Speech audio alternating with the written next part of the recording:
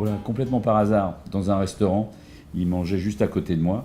Il déjeunait à l'époque avec Pascal Cany, qui était le PDG Europe d'Apple. Et comme je suis un vilain bavard, ben, je leur ai parlé, et puis on a fait connaissance comme ça, et puis on est devenus amis. Et puis au bout de quelques années, 2, 3 ans plus tard, on était en vacances ensemble, et je lui ai proposé de monter une société d'électronique avec son nom. Parce que pour moi, il avait une crédibilité absolument énorme.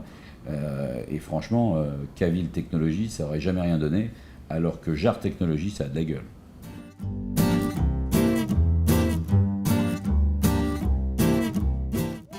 La société de distribution est basée en France pour 2 raisons majeures. D'abord parce que la majorité des acteurs de cette société sont français. Ensuite parce que Jean-Michel Jarre est français et qu'on estimait que c'était normal que notre société de distribution soit basée ici. On ne pouvait pas le faire pour la fabrication parce que malheureusement les coûts de fabrication seraient trop élevés si on les faisait ici, mais moi je fais partie d'une génération où être français ça veut dire quelque chose.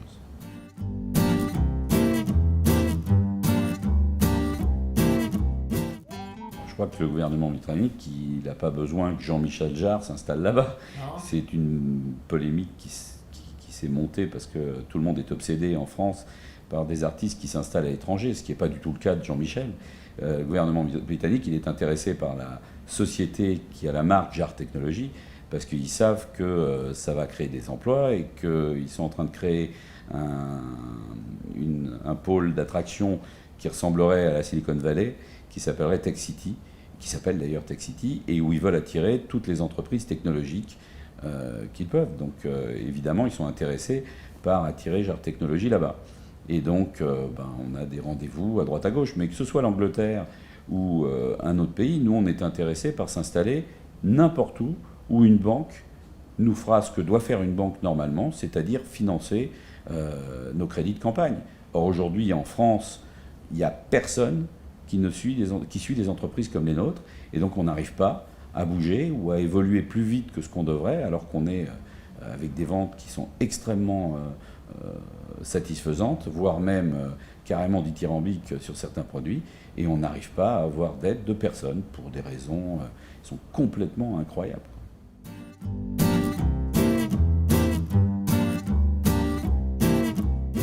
En France, c'est impossible.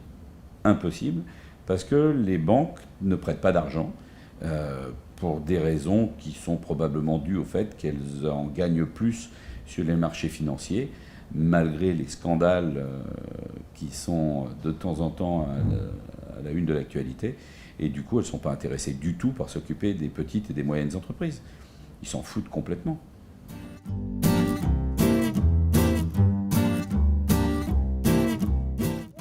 Les journalistes qui vont en Chine n'ont pas vraiment le temps d'y rester pendant des années pour étudier ce qu'est ce pays. Or, c'est un pays qui est gigantesque, avec des ethnies qui n'ont rien à voir les unes avec les autres.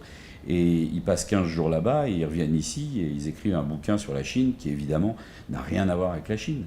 Et on raconte énormément de bêtises sur ce qui se passe en Chine, notamment, et même dans la partie des droits de l'homme ou des droits des ouvriers. Je veux dire, aujourd'hui, moi je prétends qu'un ouvrier chinois a plus de pouvoir qu'un ouvrier français. Ouais. Ben oui, parce qu'en France, on vote, et une fois qu'on a voté, on a signé un chèque en blanc au pouvoir. Quelle que soit la décision du pouvoir, quel que soit ce qu'ils font, on ne peut rien discuter. On leur a signé un chèque en blanc, qu'ils fassent ce qu'ils ont promis ou l'opposé de ce qu'ils ont promis, ce que veut la majorité ou ce que ne veut pas la majorité. Moi, j'ai cru que la démocratie, ça voulait dire faire ce que la majorité veut. Or, c'est pas ce qui se passe. Il se passe qu'on vote pour quelqu'un qui ensuite fait ce qu'il lui a envie. Pour moi, ça s'appelle plus de la démocratie. Mais bon, c'est ce qui se passe ici. Donc, un ouvrier qui, en France, veut réclamer quelque chose, il peut rien faire. Il a voté. Il y a quelqu'un qui a été élu. Il est légitimement élu. La personne qui est élue fait absolument ce qu'elle veut, quel que soit le sens. En Chine, le gouvernement chinois a tellement peur des manifestations, parce que ça mettrait en cause absolument tout, ça pourrait faire une révolution, comme il n'y a pas d'élection que à l'intérieur du Parti communiste, donc il y a quand même 70 millions, je crois, de membres au Parti communiste, et il y a une élection interne au Parti communiste. Après, les autres gens ne votent pas. Et du coup, ça crée une peur absolument incroyable de la part des gouvernements et des gouvernants, parce que si jamais ils se mettent à défiler dans la rue, c'est juste impossible à maîtriser. Le chiffre que je donne toujours, c'est ce qui s'est passé en Espagne, où 25% de la population espagnole est allée dans les rues lors des attentats de Madrid il y a quelques années. Si on met 25% de la population chinoise dans les rues, ça fait 350 millions de personnes dans les rues. C'est impossible à maîtriser. Donc le gouvernement a tellement peur qu'ils interviennent immédiatement dès qu'il y a une grève. Et les dirigeants des entreprises sont obligés d'augmenter les ouvriers. Ils n'ont pas le choix.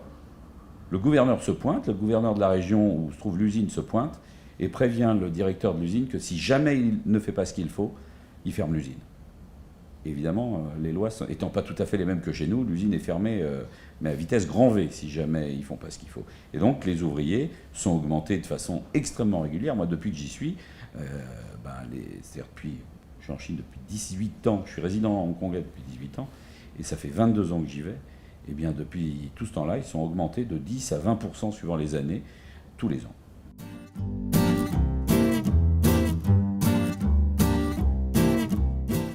Catastrophe, mais je pense que toutes ces grandes sociétés sont toutes les mêmes. Les gens qui sont à la tête de ces sociétés ne se rendent pas compte parce qu'ils voyagent rarement dans les conditions où nous on voyage. Moi je passe mon temps dans les avions et ce qui m'est arrivé, l'histoire qui m'est arrivée avec Air France, c'est absolument dément, quoi. Ils sont venus me draguer à la porte de mon hôtel en 90 quand j'ai commencé à voyager. Ils avaient un type exceptionnel à l'époque qui s'appelait Raymond Yao, qui a réussi à me convaincre de voyager avec eux, qui m'a fait un service exceptionnel, qui a fait tout ce qu'il fallait pour fidéliser ses clients. Et puis une fois ça, que... C'était où? C'était à Hong Kong, oui, bien sûr. Et quand tout ça a été sécurisé, que le chiffre d'affaires a augmenté et tout, ce monsieur qui était exceptionnellement commerçant s'est vu mettre sur la touche. On a mis à la place de ce monsieur des ordinateurs, avec des gens devant, mais juste des ordinateurs.